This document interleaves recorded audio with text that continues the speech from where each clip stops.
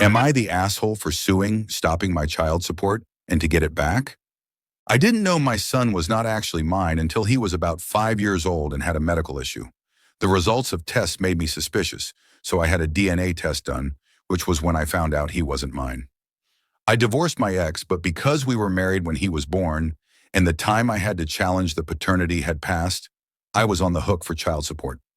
I was a broken man afterwards and withdrew from all of my friends and family. After a couple of years, I started meeting people again and eventually found out the ex was in a relationship with the affair partner and living with him. This broke me again, so I went back to my isolation. Another year passed and I slowly came back out. It took some time before I could talk about my past, but when I was able to, my brothers lit a fire under me. I found out through friends that the ex moved in with the father of the boy almost immediately after our divorce was finalized, and they have been together ever since. My brothers pushed me to talk to their attorney friend, which I eventually did. He's a business attorney, but listened to my history, then gave me his opinion. He then recommended me to his friend in a family law firm. In short, I paid almost 4 years of child support, and according to my attorney, I have a good chance of stopping the child support payments and recovering at least some, or possibly almost all of it, because there is social media evidence that the boy was living with his biological father during that time. The attorney said that we can nail down the exact date they lived together during discovery, then we'll have a better picture of how much we can ask for. After talking with my family, I decided to file a lawsuit to stop and recover my child support payments. I got immediate flack from my friend's ex and her family. I don't care what the ex and her family have to say, but my friends who I've known since childhood, they know my ex through me, are saying that they support me in stopping the payments, but I'm going too far in trying to get almost $50,000 back. They said it was spent on the boy, and I should view it as donation to a good cause. I know I'm angry and bitter, but am I wrong? Not the asshole. You didn't donate anything. You were misled and forced to pay child support for a kid who wasn't yours while your ex was living with the actual father. That's paternity fraud and unjust enrichment. The ex should be behind bars. If the child was with his bio dad the whole time, your ex never should have taken a dime from you. Go get your money back. You have every right. People wouldn't be this forgiving if the roles were reversed and you had lied for years. Your friends saying, "Just let it go," clearly aren't the ones who lost $50,000 under false pretenses.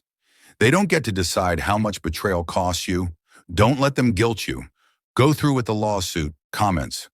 Not the asshole. He's not your bio kid and therefore not your responsibility.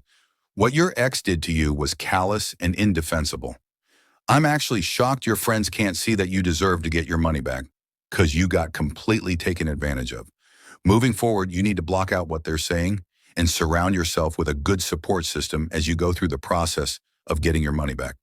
Your ex fucked up and has to live with the consequences of her actions.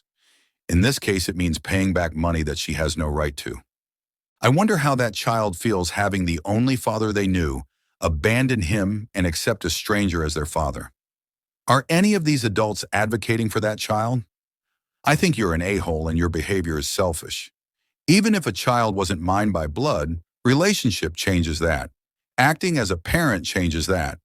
That little boy's the victim and you're complaining about money. Damn. I can't believe you can just walk away from a kid you've raised as your own for 5 years, just because he doesn't share your genes. You are cold. You're an asshole for that alone. But since that's not your question, I say you're the asshole for wanting child support back. Stopping now is okay, I guess, but trying to get $50,000 back. Damn, you really don't care one bit about that kid, do you? No attachment after 5 years whatsoever. Your attorney may be optimistic. The child was born during your marriage, therefore is legally your child. The time to challenge paternity has passed. Your wife moved in with her affair partner after your divorce was finalized. Get an opinion from another attorney. This is billable hours and unlikely to get your only back. As of now, you're still on the hook for child support because he is legally your son. You're the asshole for screwing with your child. You can stop the payments, but taking back that money will send a clear message to that child that you never loved him and he wasn't worth it. You thought he was your son until he was 5, and he only ever knew you as his dad until that point. Did you not have a bond? Instead of crying over money, you should be fighting to get visitation. He might not have been your bio kid, but he was your kid. Or are you one of those people who only care if they are related? Story 2. I had both an EA and PA during one of the hardest periods of our marriage, and I didn't stop when we started marriage counseling. I didn't stop when we were trying to repair things. I kept going. That's something I never imagined myself capable of, and something my husband definitely never imagined either. When we separated temporarily, I spiraled in a way that scares me to think about now. My mental health fell apart. I have complex trauma from earlier in life, and our separation cracked something open I had never dealt with. Instead of facing it, I ran from it. Hard. I started drinking a lot, more than a lot. My husband couldn't tell how bad it was because I was working out of town. Then came the apps, and more apps, and chat lines, and messages with strangers who fed my ego and numbed the shame I didn't want to feel. I'd never been on a dating app in my life before this year, but once I started swiping, I couldn't stop. It was like dopamine on tap. Towards the end, it was out of control. I was obliterated most nights. The things he eventually saw: dozens of apps, solicitation attempts, scammers, barely intelligible messages.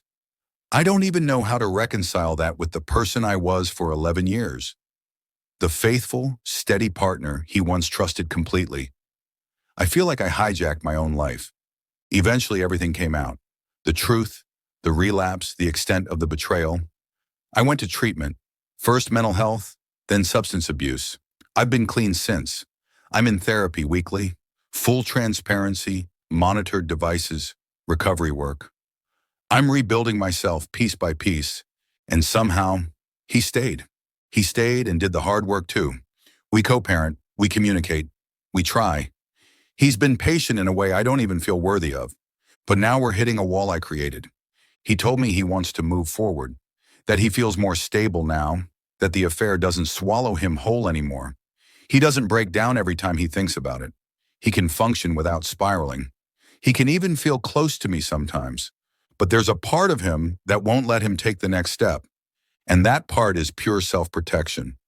He said it feels like there's a safe zone in his brain telling him, don't trust her, don't let your guard down, don't believe this is real.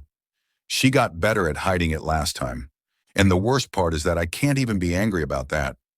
He told me he's exhausted, not because he wants to leave, but because living in that half-trust state for so long is draining him. He wants to believe me, but he can't silence that voice inside telling him that the first fight, the first stressor, the first moment of emotional disconnection. I'll go back to the dopamine slot machine in my pocket. Hearing that gutted me, because I know I earned that fear. I put it in his mind. I wired his nervous system to see me as both comfort and danger. We've come so far, but intimacy is still fragile. I get frustrated sometimes, not at him, but at the distance between who I am now and what he still feels. I want to say I'm not that person anymore, but I was. I was that person long enough to damage him in ways that won't heal just because I've had 12 good months.